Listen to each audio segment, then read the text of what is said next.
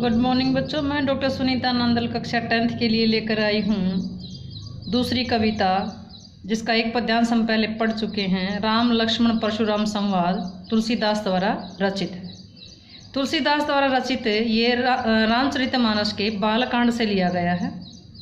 इसमें पहले पद्यांश में जब शिव धनुष से तोड़ा तो परशुराम जी गुस्से में आए। गुस्से में भर करके जो संवाद किए, लक्ष्मण के साथ जो संवाद किए, उसमें जब राम के साथ बातचीत थी तो शांत रस था, लक्ष्मण के साथ जब बातचीत थी तो वीर रस था। आज दूसरा पद्यांश देखेंगे। लखन कहा हंसी हमरे जाना, सुनहु देव सब धनुष समाना। इसका लिंक पहले पद्यांश के लास्ट में आपने पढ़ा था। जब परशुराम जी लक्ष्मण को कहते हैं कि ये सारा संसार जानता है कि ये शिव धनुष है और तुम इसे धनुष ही समझ रहे हो, उसके जवाब में उसका उत्तर देते हुए लखन कहा, लक्ष्मण जी कहने लगा हंस करके, हमरे जाना हमारी जान में, या हमारे अनुसार, हमारी समझ के अनुसार तो सुनो देव, हे देव सुनो, सब धनुष समाना, सारे धनुष एक जैसे हैं, समान हैं।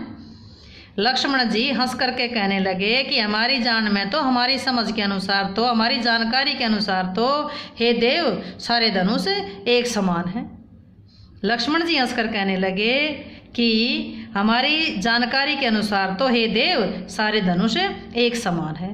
का क्षति लाभ, क्षति का मतलब क्षति, क्षति का मतलब है हानि, लाभ मीन्स लाभ। जून पुराने धनु धनुष तोड़ने पर, का क्षति लाभ, क्या लाभ क्या हानि, इस पुराने धनुष को तोड़ने में क्या लाभ और क्या हानि। हमारी समझ के अनुसार तो सारे धनुष एक जैसे हैं, इस पुराने धनुष को तोड़ने में क्या लाभ और क्या हानि। देखा राम नैन के बोरे, ये तो राम की आंखों का बोरे भरम था, ये तो राम की आंखों का भरम था, आगे पुराना था दिखा नहीं, ये तो राम की आंखों का भरम था ना। तो इस पुराने धनुष को तोड़ने में क्या लाभ और क्या हानि। सोवत सुते टूट गया, रघुपति ने दोष सू, इसमें श्री राम का रघुपति का कोई दोष नहीं है, छूते ही टूट गया। ये धनुष तो छूते ही टूट गया, श्री राम का कोई कसूर नहीं, कोई दोष नहीं है। मुनि बिनु काज, हे मुनि बिना काज बिना काम के करिए कत रोसू, करिए कर रहा है, कत का मतलब क्यों, रोसू का मतलब गुस्सा, हे मुनि तो बिना मतलब के गुस्सा क्यों कर रहा है। ये तो राम की आंखों का भ्रम था, छूते ही टूट गया, राम का कोई दोष नहीं है। हे मुनि आप बिना किसी कारण के गुस्सा क्यों कर रहे हो। बोले चितै परसू की ओर, परशुराम जी बोले चितै देख करके, परसू फरसे की ओर देख करके।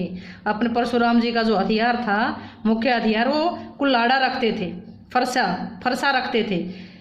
बोले चितै परसू की ओर, परशुराम जी अपने फरसे की तरफ देखकर बोले, रे सठ, रे दोस्त सुने ही स्वभाव न मोरा, तूने मेरा स्वभाव नहीं सुना। हे दोस्त तू मेरे स्वभाव के बारे में, तूने मेरे स्वभाव के बारे में नहीं सुना। परशुराम जी अपने फरसे की ओर देख करके बोले, रे दोस्त तूने मेरे स्वभाव के बारे में नहीं सुना। बालक बोली बदो नहीं तोई, बालक बोली, बालक जान करके, बदो नहीं मार रहा, तोई तुझे, मैं तुझे बालक समझकर नहीं मार रहा।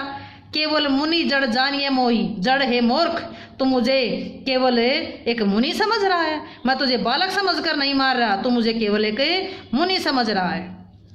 बाल ब्रह्मचारी, मैं बाल ब्रह्मचारी हूँ, बचपन से ब्रह्मचारी हूँ। अति कोई मीन छोई मीन क्रोधित, मैं बाल ब्रह्मचारी हूँ, अत्यधिक क्रोधित हूँ। विषव विदित, विषव संसार विदित जानता है। क्षत्रिय कुल द्रोही, मैं क्षत्रिय कुल का विद्रोही हूँ।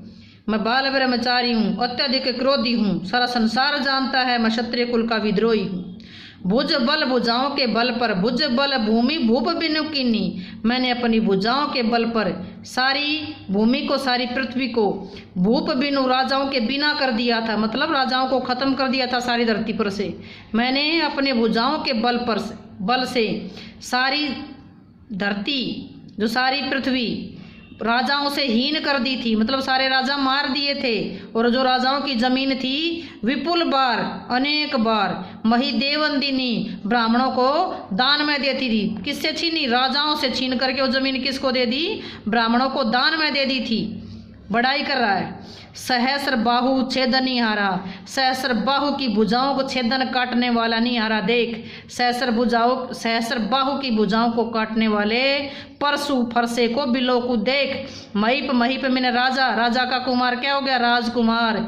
हे राजकुमार, सहस्र बाहु की भुजाओं को काटने वाले मेरे इस फरसे को देख, सहस्र बाहु की भुजाओं को काटने वाले मेरे इस फरसे को देख। मैंने अपनी भुजाओं के बल पर सारी पृथ्वी को राजाओं से हीन कर दिया था और उनकी जमीन ब्राह्मणों को दान में दे दी थी। सहस्र बाहु की भुजाओं को काटने वाले हे राजकुमार मेरे इस फरसे को देख। मातु पित ही जनी सोच बस करसी महीप किशोर। मातु पित ही माता पिता, जनी मत, सोच बस सोचने के लिए, सोचने के वश में मत कर, सोचने के लिए मजबूर, करसी कर। महीप किशोर, महीप का मतलब राजा, किशोर का मतलब कुमार, राजा का कुमार राजकुमार। हे राजकुमार, तू अपने माता पिता को सोचने के लिए विवश मत कर।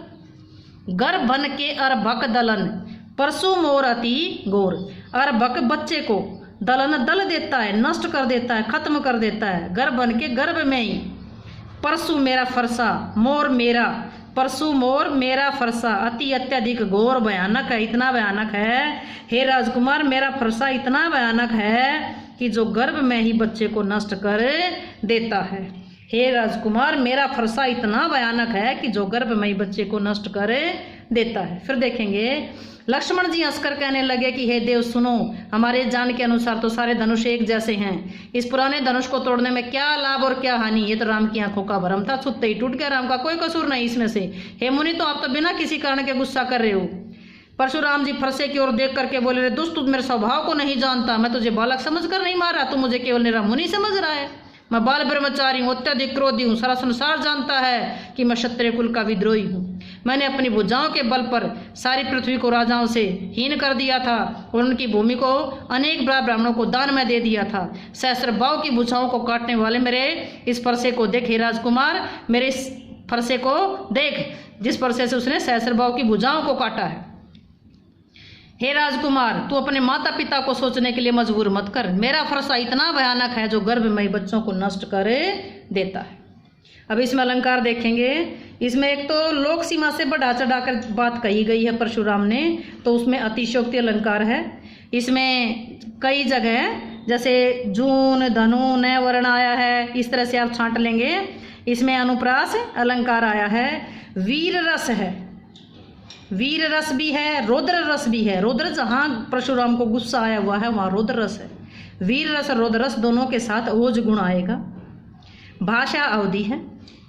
शैली संवाद शैली है, दोनों के डायलॉग शैली है, दोनों की बातचीत है। इसमें लक्ष्मण की और परशुराम की संवाद शैली है।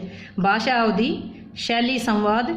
छंद आया है, ये चौपाई छंद है। यहाँ तक पहले इन्हें मतलब 16-16 मात्राएं होती हैं, चौपाई छंद है। और यहाँ 13-11-24 मात्राएं होती हैं, यहाँ दोहा छंद है। तो भाषा अवधि है, शैली संवाद है, छंद इसमें चौपाई और दोहा है। अलंकार अतिशयोक्ति, अनुप्रास आए हैं। वीर रस, रौद्र रस, ओज गुण है, दृश्य विव और अभिधा शब्द शक्ति है। उम्मीद करती हूँ कि वीडियो आपको अच्छी लगी होगी। अगर आपको वीडियो अच्छी लगी हो तो इसको लाइक करें, चैनल को सब्सक्राइब करें ताकि आगे आने वाली वीडियो आपको तुरंत मिल सके।